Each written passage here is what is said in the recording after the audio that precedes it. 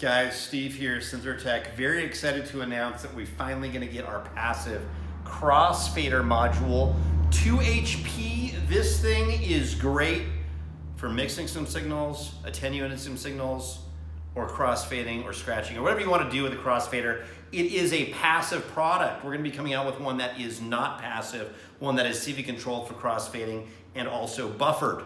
So let's kind of see how this thing works. A passive Crossfader has some of its limitations, but for the price point being so reasonable, it's totally worth having.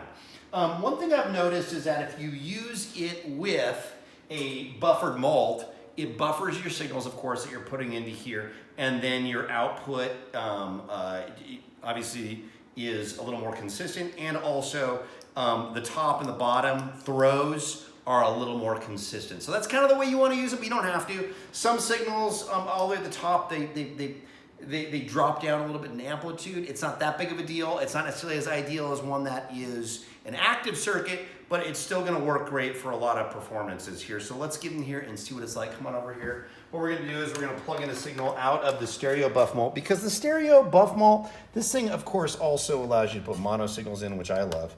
So we're gonna put this into the up configuration. We're gonna put something that's coming out of the sawtooth of the MST-VCO. So let's plug in our speaker here and see what's going on. Of course, I've got it into up. I've got it plugged into up. Look at that. So of course, when it's down, you got nothing, right? But watch this. OMG. It does just what you would expect, which is great. Let's take an output of braids. I think braids might have a buffered output, so it works pretty good. Whoa.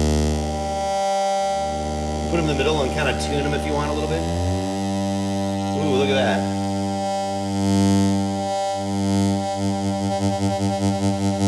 All right, that's about the function of the thing. It's not that exciting other than you know it's really fun to use, and I'm going to be using it a bunch.